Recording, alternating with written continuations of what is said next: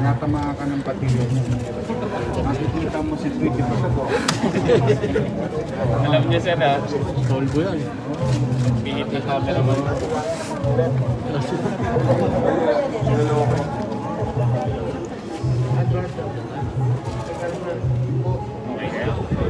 May panibagong quarantine facility. Pang ilan na po ito sa lungsod ng Maynila at may target pa ba tayo para mapalawak pa yung bed capacity natin? Ito yung paglabing-lima natin. This will raise about more than 600 bed capacity with regard to quarantine facility. So sa atin namang COVID bed capacity sa ating hospital ay more than the above required DOH regulation tayo, about 35% ang appropriation natin sa hospital bed capacity. Second, yes, if we see that we really need to prepare our city with the most dense city in terms of population versus per square kilometer. And alam naman natin sa Maynila, maraming mga mahihirap na komunidad at maliliit ang bahay. So if there will be infection, most likely mabilis itong gugulong o mabilis itong gagapang. So I'm grateful to Manila Health Department through Dr. Fox Pangan and the MHD family that what they're doing for the past 7 months and a half is really to get one, quickly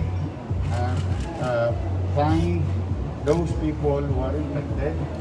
Second, get them as soon as possible to be extended with ample health care and protect the family and the community.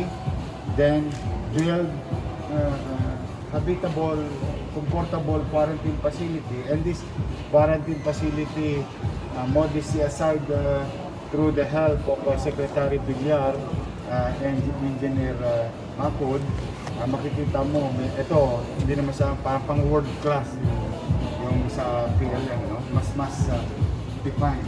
So, it's a good experience for us to really do as many quarantine facility as possible, and through experience, nag-i-innovate yung facility at nagiging safe sa medical frontliners and to the patient, at mas nagiging komportable. So masasabi niyo, Yorme, very effective yung ating mga quarantine facility para din kahit paano mapigilan yung pagkalat ng COVID-19 dito sa lungsod? Well, talagang ang pinaka-effective is mass testing. That's one. In terms of hierarchy, no? Mass testing is the first. You test as many people as possible. It should be made available and accessible, and it should be free. No?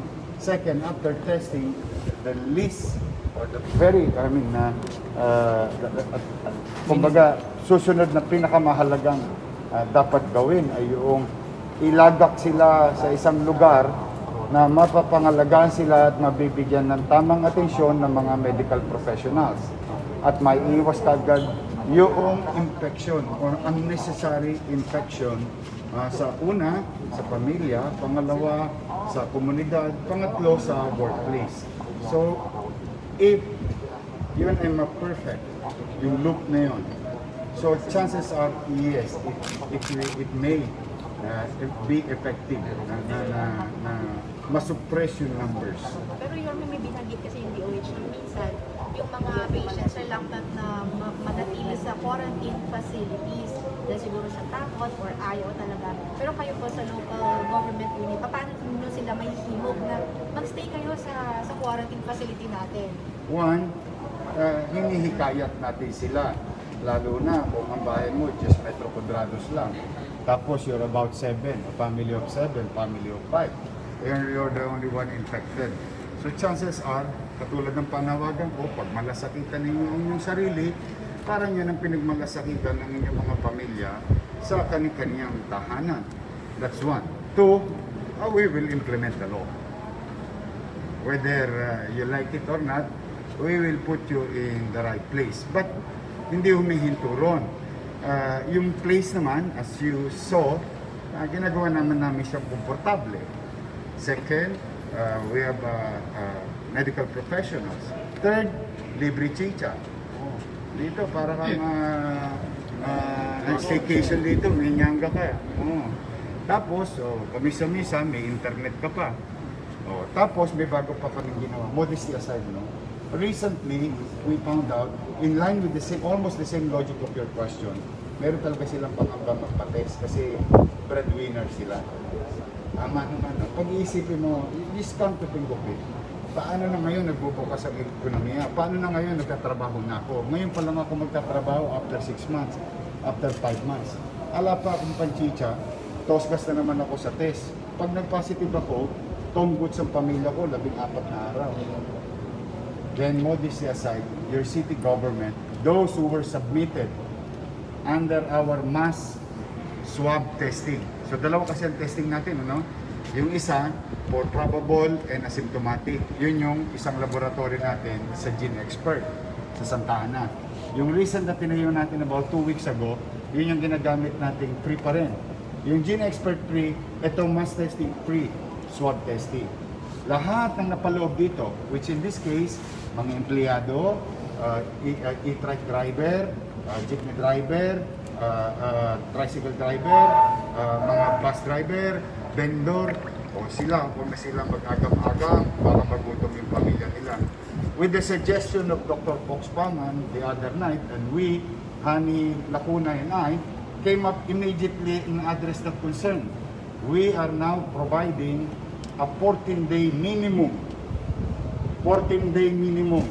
of food provision para sa pag-aalala ng magpupositibong breadwinner na yung pamilya niya may panchicha minimum of 14 days. Kasi kaya namin nasabing minimum, we give them one sack of rice, which is good for 1 month, and some groceries. So, yung tao ngayon, wala ka ng dahilan na kabahan magpa-test. Una, ipapasalamat natin sa Diyos, ipapasalamat natin sa national government, like in this case, DPWH. Ito portion nila, tapos may portion ng Maynila. The same thing with the national government, kanilang makina, kanila yung mga reagent. Tapos yung professional resources, nasa amin naman. So, magbibigay ng libre, wala kang tosgas, tapos may ample healthcare, tapos may panchicha pamilya mo. I think wala na tayong dapat masyadong ipangamba. Ang kailangan na lang, talagang mag-iingat and be honest to ourselves. By being honest, we are already showing love and compassion to our family and to the community. So pag na-kumpleto yung loop na yun, pag yun ang naging regular habit at nabago ang mindset ng tao na pwede naman palang kumprontahin yung pandemic, itong coronavirus, then we are now going towards our vision that we can live with COVID-19 every day. At the same manner, we can go back to work safely. Mayor, sorry, medyo off topic. Sure. Mayor, yung pong, kasi nakabalik na po yung underground library sa Lagos nila. Hopefully, umpisa na siya. Yes po. Dati kasi sir, napasama siya po sa clearing po. So bakit ngayon po, araw po ang, ba't niyo po naisip na ibalik na po? No, hindi naman siya inalis eh. From the beginning. Kaya nga sabi ko sa inyo, good things come for those who wait. Bakit siya hindi nalis? From the beginning. Nag-clearing. Nangadugyot. Nangabulok, mapanghi, amoy etchas yung Lagos nila. Alam natin pare-pareho yun. Then come sa awa ng Diyos, sa tulong ng pribadong sektor, wala tayong tosgas. Na-revive yung buong Lagos nila. At the same manner, the only store, or the only space in Lagos nila, wala naman nabago, di ba? Ang nabago, ngayon may sarili na siyang bodega, ng paninda niya, may sarili na siyang bookshop, courtesy of the city of Manila. At ngayon, magiging taxpayer na siya. Diba? So nabalik siya na walang tosgas. Ang bayad lang niya, etneb sa umaga, etneb sa hapon, tapo rin sa araw. Taxpayer na siya. Decente na. So those students who are looking for old books or reference books na sikat sa kanila underground, maaliwalas. walang balat eh. It has to be that way. Kaya nga sabi ko, kung maniniwala lang talaga yung mga utaw, may plano yung gobyerno. Kaya lang talo elite. Katulad yung sa Ilaya, o di ba, nilinis ko sila. Eh dinugyot nila eh, binaboy nila eh. Oh. No, nag-introduce kami ng bago, o ngayon, you can ask them, those who received the stall for free, that's almost 40,000 pesos. Ang bawat siyang stall na yun. Walang tosgas ang vendor doon. Missing kung duling. O ngayon, may sarili pa silang kuryente. Naging responsable na sila. May sarili na silang bodega. Hindi na nila bubuhatin gabi-gabi. So, the same manner with AJ. Now, he can go to his home every day. Lalak niya yung stall niya. May anong tawag doon? Yung roll up, roll down. Decente, maayos. Ganon din sa kanyang mga customer. So, hindi lang yan nangyari dyan, hindi lang yan nangyari sa Ilaya, nangyari yan sa ilalim ng LRT, at mangyayari yan all over the city. Kaya lang, siyempre, natamaas tayo ng pandemic, despite na pinabagal ng pandemic, yung mga gawain ng pamahalaan at programa ng pamahalaan, o magkasabay namang umaandar. Kaya, tama yung kasabihan. Good things come for those who wait. And I'm excited for him. Kasi ngayon marami nang gustong bumunta sa Lagos nila. So marami siyang foot traffic, then marami siyang possible customer. And I'm happy for him. And I wish him all the success in his life. Yorme, isa pang question. Kasi kahapon may utos na kayo na tanggalin yung mga TARP na anti-CPP, NPA, NTF. Pero nag-ikot kami kanina, meron kayong kilala. Then along Espanya may mga posters din na ganun yung tema. Ano po masasabi? We don't like those. So, there is pandemic. What we need is to continue to give hope to each and everyone. Spread love and compassion. Pagmamalasakit sa atin. While it is true that we have different political perspectives, political views, no? That I respect. I may agree with you, I may disagree with you. But there is time for politics. There is time for personal political beliefs. And there is time for personal political gain. But for now, what I want in the city of Manila is we, as Manileños, o mga batang Maynila, at yung mga taong dadako sa lungsod ng Maynila, ay magiging responsableng individual, mapagmalasakit na individual, at disiplinadong individual. Ayoko ng toxic sa buhay nowadays. Napaka-toxic na ng pamumuhay ng tao. Hirap na ang tao. Ano man ilagay niyo mga poster dyan, whether pro-government, anti-government, pro-politician 1, pro-politician 2, it will not help or ease the situation of our people. Maraming gutom, that is a fact. Maraming nawalan ng trabaho, that is a fact. Maraming nahihirapang negosyo at posibleng magsara at patuloy na mawawalan ng trabaho, that is a fact. Then, if these are facts, what are we doing as government? So we don't need those kind of shenanigans nowadays. We must continue to respect each other. At the end of the day, we are an archipelagic country. Our neighboring countries in the region have their own problems with the pandemic. At the same manner, in the Western world and European world, they're having trouble also. Who will come to us in this island called Philippines? We, Filipinos, tayo lang. So for the meantime, ang aking buong kababaang loob na panawagan, itabi muna natin yung mga different beliefs, no? Politically, because this will not help. Actions, programs of government that will address the health issue, because we are still in the midst of the health emergency under pandemic brought by dreadful disease coronavirus.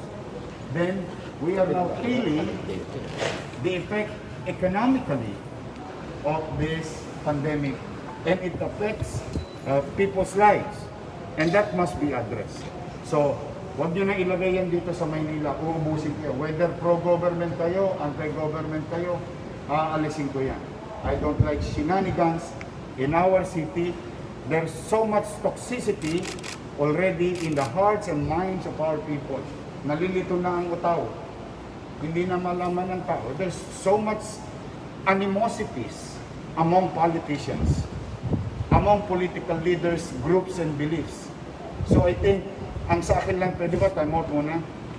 Ano lang, chill muna kayo, beta-beta muna kayo sa deadly, bandang wakali, bandang nangka. Hayaan niyo muna na tayo, tao, pamahalaan, nakatutok doon sa problema ng... Ito, hindi pa ba magandang ano to? Tangitain. Ito, tatlo to ha. Educational institution, national government, local government. Ano resulta? Ito po. Sino makikinabang? Utaw. So this is what we want. We Manileños, as Filipinos, I cannot speak in behalf of all other municipalities and cities, but I think generally, ang feel ng mga Manileño, pwede ba mag-focus muna tayo sa problema? How can we survive? So yun yung aking goal. Kaya pinatanggal ko kagad. No question. Ayoko yan, ayoko talaga. Dudumi lang eh. Naglilinis kami. Total, tumotosgas kayo ng tarpaulin, ako meron akong payo. Bili na lang kayo ng mask, sa ginastos nyo sa tarpaulin, ipamigay nyo sa utaw, nakatulong pa tayo sa utaw. Yun ay akin. Just trying to be pragmatic about the situation. Or my last question na lang for me. Although maraming mga employees nyo dito, pero kayo ba sa lungsod ng Maynila, would you have Christmas parties? No. Lalabas ka ba ng EO? No. Definitely, we will not have Christmas party because the national government already said, sabi ni Pangulo, walang Christmas party. So it goes to government service offices. Now, at the same manner with the private sector, no Christmas party. I'm sorry. Now, yung ibibigay yung mga regalo sa mga empleyado ninyo, ipera nyo na lang. Ibigay nyo na lang sa empleyado ninyo. Now, in the likes of the citizens of the city of Manila, I don't know if you saw it today. I don't know. But we are already piling up resources in our own little way to address hunger and nutrition in the city of Manila in the coming weeks. And the regular tradition, yung meron, alam yung salitang, yung katulad sinasabi ng mga nanay natin, pag may okasyon, may mapaghaharimunan man lang tayo. That we will address in our own little way. We will make pronouncement. We will try to reach every family in the city of Manila, and hoping, ni awan Diyos, na lahat may mapaghari mo na sa lamesa sa araw na dapat magdiwang. May follow-up. Sure. Sundot question lang po. It's okay. Paano po yung may mga Christmas tree lighting pa ba tayo? Yung Christmas tree, it will be there in Artilia. It will not be expensive. In fact, halos ano yun eh. Ano tawag doon? Kung makakasi mo? Refurbish. But we will continue to put that to show at the very symbol of these material things ng season. Hope. No? Kumbaga, sigurado ako, tuloy ang Pasko. Hindi ko lang alam kung kasama ka doon. Kaya mag-iingat lang. So, those, hopefully, mapakita man lang natin sa ganung simple, payak, simple, na mga pangungusap, salita, walang masyadong okasyon, pero may mga gamit na nagsisimbolo ng araw ng Pasko as a customarily speaking and tradition ng ating bansa. We will make every Manileño feel that there is still Christmas, there is still hope, that there will be a new year for every Batang Maynila. Mayor, magbabago rin po ang Divisoria ngayon, ano? Hindi na siya katulad dati. Sa nakaraang taon, nakita mo talaga, malinis, maayos, maliwalas. Nawala ang mga snatching. Di ba? Kung ano yung nakita mo nung nalinis natin last year, you will have the same thing here. Baka better pa. Kasi mas lumuwag. Schedule, sir. Schedule? Schedule kasi may curfew, di syempre. Okay. Yung ating curfew, ay na-i-adjust na. Just for, let me take this opportunity to inform everyone that since today is Thursday, yesterday, through the help of Vice Mayor Lawton and the City Council, we amended already the curfew. Our curfew hours is 12 to 4, up to November 30. Come December 1, it will be 12 to 3. No? Second, patuloy pa rin ini-implement ng pamahalang lungsod ng Maynila yung curfew ng mga bata. Magdalawang curfew pinatutupad natin, ha. Yung curfew sa pandemic at yung curfew sa mga minors. At dito, ang purpose ito, pangalagaan yung mga minor de edad dahil talipandas yung mga magulang nila. At yung mga magulang nila, kakastiguhin ng pamahalaan. Dahil talagang sila ang may pananabutan sa mga minor nilang anak na nakakalat sa kalye, this oras ng gabi na nalalapit sa panganib. So magkaiba yon. That stays. Hindi yon nagbabago. Yung isa, adjustment because of what we call new normal. So tuloy pa rin siya. Yung meeting nyo sa I think Pamunuan ng today. Quiapo Church. Today. Doon din na rin mapaplansya yung mga Tingin ko makakagawa kami ng maybe alternative way of how are we going to celebrate sa Poong Nazareno Fiesta ng Quiapo for next year. Pero ang premise, let me be clear. For now, if today is the same situation with regard to COVID-19, come January, no. It's a no already. At least you have ahead of time to address it or share it to everyone. But kung bumuti naman, katulad ng ating yung mga tradisyon at kustumbre o heritage o pamana, patuloy natin ipapractice. Ngayon, in relation sa Divisoria for Sure. the record, wala tayong night market. No. Okay. Let me configure the word night market. Marami rin kasi mababuso niyan eh. Actually, ang Divisoria talagang may night market. Pero yung Divisoria yung pinag-uusapan natin ay Asunsyon hanggang Ilaya na night. Gabi lang to, no? Doon ibinabagsak ang mga gulay, isda, karne, galing sa Northern Luzon, Central Luzon, and Southern Luzon. Babagsak yan doon, tapos i-distribute sa mga palengke namin at parte ng Metro Manila. So yung isang night market naman na ipinatupad nung araw na naging day and night market na naging 24 hours na at lahat na ng 8 lane ay sinakop na ay hindi na yun mag-i-exist. From Asunsyon, along Recto, hanggang Luna. The entire stretch of Luna is clear of any obstruction. Then, the entire stretch of Soler, clear of any obstruction up to Abad Santos. Okay, lahat yun clear. Now, makakakita kayo ng mga manininda at yun ay nanatili. No? Since day 1 din, habang nilinis natin Recto, ayan, sa Ilaya, Carmen Planas, Tabora. Kailan? Meron pang araw, mga goods, dry goods. Meron pang gabi. Yun yung mga magsisibuyas, magpuprutas.